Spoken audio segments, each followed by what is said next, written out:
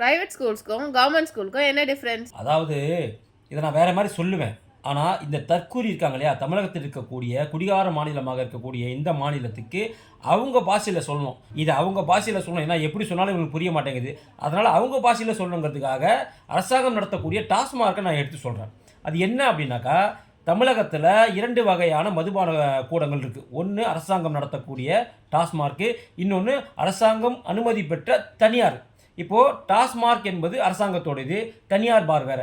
இப்போ நீங்கள் டாஸ்மார்க் போகிறீங்கன்னு வச்சுங்களேன், நம்ம குடிமகன்லாம் இருக்காங்க இல்லையா, அவங்களாம் டாஸ்மார்க் போகிறாங்கன்னு வச்சுங்களேன், அங்கே என்ன நடக்கும் அப்படின்னாக்கா, ஐயா இது வேணும்னு கேட்டால் அங்கே கிடைக்காது. அவன் என்ன வச்சுருக்கானோ அதை தான் நீ குடிக்கணும். இதுதான் டாஸ்மார்க், அதுதான் அரசாங்க பள்ளி. உதாரணமாக இதை சொல்கிறேன்னு நினைக்காதீங்க, தமிழகத்தோட சாபக்கேடு அப்படி, அதனால் சொல்கிறேன். இதே தனியார் பள்ளின்னு வச்சிங்களேன், நீ அங்கே போகிறன்னு வச்சு அந்த பாருக்கு போகிறனாக்கா, நீ என்ன சரக்கு கேட்குற அதை அவன் கொடுத்துருவான். அதுதான் தனியார் பள்ளி. இதைத்தாண்டா நாங்களும் சொல்கிறோம். ஏன்டா இது 2 வித்தியாசம் வச்சுருக்கிற, ரெண்டுமே ஒரே மாதிரி வச்சுக்கன்னு நாங்கள் சொல்கிறோம்.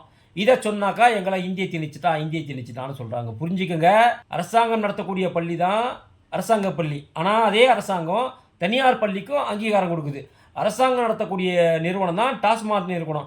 அதே அரசாங்கம் தான் தனியார் சாராயம் விற்கிறதுக்கும் அனுமதி கொடுக்குது. அங்கே எல்லாமே கிடைக்கிது, இங்கே இவன் சொல்கிறது தான் கிடைக்கிது. புரியுதா? அப்போ சர்வாதிகாரம் என்ன? நான் சொல்கிறது நீ குடி, நான் சொல்கிறது நீ படி, அதான் சர்வாதிகாரம். மத்திய அரசு சொல்கிறது பேர் சர்வாதிகாரம் கிடையாது. நீ சொல்கிற பற்றியா, தனியாருக்கு காசை வாங்கிட்டு தாரை வாத்துட்டு நீ என்ன வேணால் அங்கே குடிச்சிக்கன்னு சொல்கிற. ஆனால் இங்கே நீ கொடுக்கறத மட்டும் குடின்னு சொல்கிற. அதே போல் தான் தனியார் பள்ளிக்கு நீ அனுமதி கொடுத்துட்டு அங்கே என்ன வேணால் படிச்சுக்கங்கிற. ஆனால் இங்கே நீ நடத்தக்கூடிய அரசாங்க பள்ளியில் இதை தான் படிக்கணும்னு சொல்கிற. வேறு வழி இல்லை, உங்களுக்கு இப்படி தான் புரிய வைக்கணும்.